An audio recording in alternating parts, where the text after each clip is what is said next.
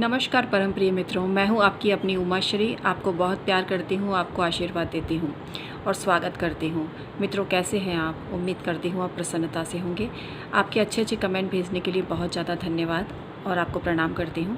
इसी तरह से अपना प्यार और स्नेह बनाए रखेंगे, ये उम्मीद करती हूं। आप अपनी कुंडली का परामर्श भी ले सकते हैं, रेकी हीलिंग करवा सकते हैं, एंजल हीलिंग करवा सकते हैं।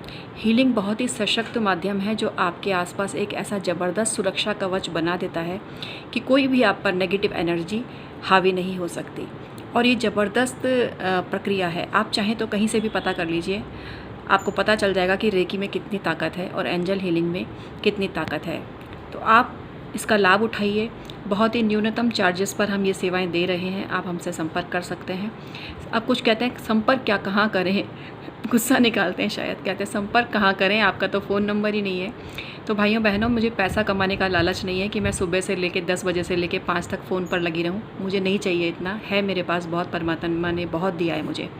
मैं सिर्फ आपकी सेवा करना चाहती हूं और सेवा के लिए जितने भी लोग मुझसे संपर्क करेंगे मैं धीरे धीरे उनका जवाब देती हूं और देती रहूँगी आगे भी। तो आप मुझसे ज़रूर संपर्क कर सकते हैं। इसके लिए ईमेल आईडी का प्रोसीजर है।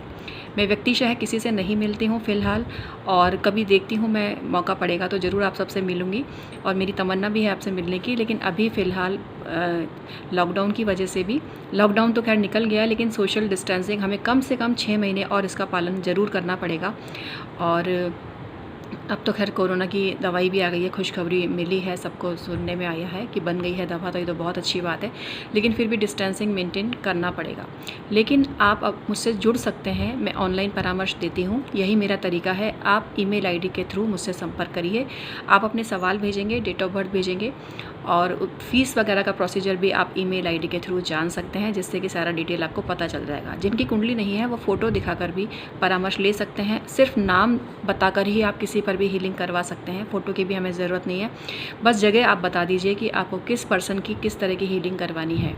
अगर आपके बच्चे आपके कहने में नहीं है, संतान आपके कहने में नहीं है, बहू आपका कहना नहीं मानती है, बहू के पीहर वाले हावी रहते हैं आप पर, तो किसी पर भी आप हीलिंग करवा कर अपने वश में करवा सकते हैं। रेकी कभी किसी का बुरा नहीं करती। वश में करने से मतलब है उनको सद्बुद्धि आ जाएगी और आपकी कद्र वो करने लगेंगे। तो ठीक है, आज की भूमिका बहुत लंबी हो गई। अब आइए आज के वीडियो पर प्रकाश डालते हैं। आज मैं बहुत ही सटीक जानकारी आपको देने जा रही हूँ। कुछ लोग अपनी व्यक्तिगत बातों की चर्चा बहुत करते हैं। जो व्यक्ति पहली बार मिलते ही अपने बारे में सब कुछ बताने लग जाए, अपने परिवार के बारे में बताने लग जाए बिना पूछे ही, ऐसा व्यक्ति एक नंबर का धोखेबाज होता है। ये चीज़ समझ लेना, क्योंकि वो जानता है कि वो आपके बारे में बहुत कुछ जानना चाहता है और जब तक वो अपने बारे में नहीं बताएगा ना, तब तक आप कैसे अपनी परतें खोलोगे। तो अपनी बातों की चर्चा कभी किसी से भी भूलकर भी, अनजान व्यक्ति से तो बिल्कुल भी नहीं करनी चाहिए। और अपनी पर्सनल बातों की जो चर्चा जो लोग बहुत करते हैं कि मेरा पति ये, मेरा पति ये, मेरा बेटा ये, मेरा बेटा है, ऐसा करने से कुंडली का 10वां भाव खराब होता है। लाल किताब में स्पष्ट कहा गया है कि जो व्यक्ति अपनी व्यक्तिगत बातों की चर्चा दूसरों से करता है, अपने वर्क प्लेस पर करता है, अपने कमर्शियल मामलों में अपनी फैमिली को बीच में लाता है, ऐसा व्यक्ति एक नंबर का कनिंग और धोखेबाज होता है और वो बिल्कुल भी रिलायबल नहीं होता है। तो जो भी आपको ये कहता है कि मेरे पति ये कर रहे हैं, मेरा बेटा ये कर रहा है, मेरी बेटी ये कर रही है, मेरे सास ससुर ये कर रहे हैं, कभी कभी चलता है मित्रों, कभी कभी चलता है। लेकिन अक्सर इस तरह की कोई व्यक्ति बातें करे तो उसके स्वयं के तो ग्रह खराब होते ही हैं, उसकी कुंडली का 10वां भाव खराब होता है, उसकी जो नौकरी और बिजनेस पर आफत आ सकती है। तो यहाँ मैं आपको भी यही सलाह दूंगी कि वर्क प्लेस पर अपने काम पर ईमानदारी से ध्यान देना चाहिए। जो काम आपको सौंपा गया है वो कितनी ईमानदारी से आप करते हैं। लूटने का भाव नहीं होना चाहिए। जो लोग बातों के जाल में फंसाते हैं, अपनेपन की भावना ज़्यादा दिखाते हैं कि जैसे उनको बड़ी आपकी चिंता है, आपकी पड़ी है, तो ऐसे सभी लोग विश्वसनीय नहीं होते मित्रों। तो जीवन का ये बहुत बड़ा फ़लसफ़ा आज मैंने आपको बताया, इस पर आप आजमा के देख लेना, आपको मेरी बात समझ में आ जाएगी। क्योंकि व्यक्ति उन्हीं से चोट खाता है जिन पर वो बहुत ज़्यादा अंधा विश्वास करता है। तो डिस्टेंस, सोशल डिस्टेंसिंग तो हो रही है, लेकिन ये डिस्टेंसिंग लाइफ में बड़ी काम की है। डिस्टेंस रखना बहुत ज़रूरी है।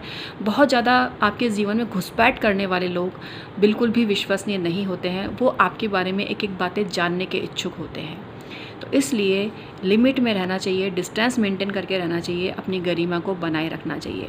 जब आप बहुत ज़्यादा खुलकर किसी से बात करते हो तो लोग आपको अंडर एस्टिमेट भी कर सकते हैं, आपके बारे में क्वेश्चन मार्क भी लगा सकते हैं। क्योंकि दुनिया इतनी घटिया है कि अगर आप किसी से बात नहीं करोगे तो घमंडी कहेंगे, करोगे तो लूज़ कैरेक्टर बोलेंगे या ढीला व्यक्ति बोलेंगे। तो इसलिए एक सीमित मात्रा में अपने व्यवहार को लोगों तक रखें, जिससे कि किसी को बोलने का मौका नहीं मिल पाए मित्रों, नहीं मिल पाए। अपनी कद्र, अपनी वैल्यू आप खुद बनाते हैं। जब बहुत ज़्यादा व्यक्ति बहुत कर्टसी दिखाता है तो लोग उसको भी कमज़ोर समझने लग जाते हैं। आज के ये कलयुगी ज़माने का ये उसूल हो गया है। तो इसलिए सोच समझकर कोई भी काम करें। अपने बारे में वर्क प्लेस पर बिल्कुल भी चर्चा ना करें। जो आपकी निजी बातों को जानने का इच्छुक है वो एक नंबर का धूर्त इंसान है, क्योंकि उसको अपने काम से काम नहीं है, उसको पंचायती की पड़ी है। और कुछ लोग जो पंचायतीबाज लोग होते हैं ये समाज के काले धब्बे हैं और बहुत ही घातक होते हैं ये लोग। तो किसी को भी अपने जीवन की पंचायती का मौका मत दीजिए, अपनी गरिमा बना के रखिए। ऐसा करने से समाज में आपका अच्छा स्थान बनेगा। लोग घमंडी समझते हैं तो मेरे हिसाब से समझने दो। घमंडी समझे तो कोई बुराई नहीं है, लेकिन कोई आपको हल्के में ले तो ये बात ऑब्जेक्शन वाली है। तो किसी को भी अपने को हल्के में मत लेने दो और अपना एक दबदबा समाज में बना के रखो। घर परिवार में भी ये चीज़ें बहुत मैटर करती हैं। घर परिवार में भी अगर कोई बहुत ज़्यादा झुकता है तो लोग उसको दबाते ही चलते हैं, उसकी विनम्रता की कद्र नहीं करते। बहुत ही बिरले लोग होते हैं जो इसकी कद्र करते हैं। ज़्यादातर केस में यही देखा गया है कि जो जितना विनम्र होता है लोग उसको खाने को दौड़ते हैं, उसको डाउन करने में लगे रहते हैं, उसका फ़ायदा उठाने में लगे रहते हैं। तो आज का ये गंभीर ज्ञान मैंने आपको दिया।